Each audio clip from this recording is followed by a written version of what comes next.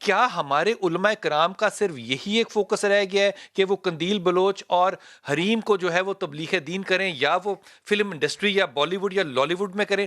میں نہیں کہہ رہا نہ کریں، اور لیکن کوئی طریقہ تو کار ہوتا ہے نا. لیکن جب آپ کسی سے بات کر رہے ہیں جو کہ آپ کی بیٹیوں کی عمر کی بچی ہے، اس کو آپ یہ بھی بتائیں گے کہ ہم نے رات کہاں گزاری ہے اور دن کا ناشتہ کہاں پر کیا ہے. یہ لغو، یہ ان کے فالتو اور فضول گفتگو جو ہے، یہ کسی عالم دین کے منہ سے جب سنتے ہیں تو میرا رد عمل شرم کے ساتھ سر جھکانے کے علاوہ کیا ہونا چاہیے؟ آپ مجھے ضرور بتائیے گا کہ میرا رد عمل کیا ہونا چاہیے، کیونکہ میں اگر رد عمل کروں گا تو علماء کرام کہیں گے کہ جناب آپ نے ایک عالم فاضل آدمی مفتی جس کے فتوے پہ لوگ نکاح کرتے ہیں، جو لوگوں کی طلاقوں کے فیصلے سناتا ہے، آپ نے ایک عالم کے خلاف بات کی. میں عالم کو عالم تب کیوں نہ مانوں جب اس کا کردار جو باہر کی ایک آنے والی بچی کے ساتھ ہو، اپنے گھر میں رہنے والی بیٹی کے ساتھ بھی ویسا ہی ہو. اگر کردار نہیں ہے تو آپ کیسے عالم ہیں؟ حضور اقدس حریم شاہ لے کر گئیں پھر میرے مفتی صاحب کو ایک ہوٹل میں جو حریم کا دوست تھا، اور وہاں پہ بیٹھ کے وہ ذرا غور کیجئے گا کہ اگر آپ مس کر جائیں، کیونکہ آپ شریف لوگ ہیں میری طرح کے، آپ یہ جو فرینچ ہے نا، یہ فرینچ شراب کی بات ہو رہی ہے، جو ریڈ ہے نا سرخ، یہ ریڈ وائن کی بات ہو رہی ہے. اگر ریڈ وائن پینا علماء کرام کے لیے جائز ہے تو پھر یہ فتویٰ جو ہے یہ سب کے اوپر لگنا چاہیے، صرف مفتیوں کے اوپر نہیں. غور کیجئے کہ یہ جو گفتگو کا ہے طریقہ کار، وہ یہ ہے کہ جناب میں کون سی شراب کو پسند کرتا ہوں، شراب حرام ہے یا نہیں ہے، اس کا فتویٰ بھی مفتیوں نے دینا ہے. وہ شیطان کا فعل ہے کہ نہیں، یہ بھی فتویٰ انہوں نے دینا ہے.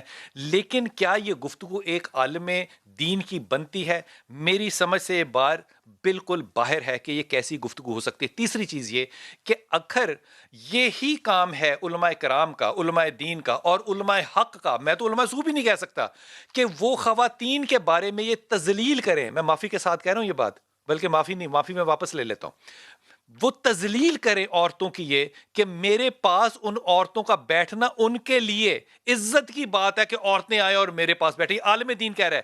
اور ہم جیسے ناچیز لوگ اگر ایک مجرم عورت کو منحوس بھی کہہ دیں تو ہم پہ فتویٰ لگ جاتا ہے کہ آپ نے عورت کی تذلیل کی ہے.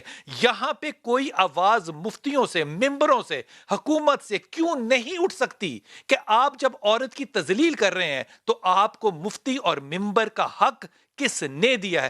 اب دیکھیے اس کا ایک رد عمل کہ اگر یہی بے بسی ہو جائے ان تعلقات سے، آپ نے تماچا لفظی طور پہ نہیں، فزیکلی کھایا، اس کو کیپچر کرایا اور اس کو آپ نے سوشل میڈیا پہ ایک آگ کی طرح دیکھا.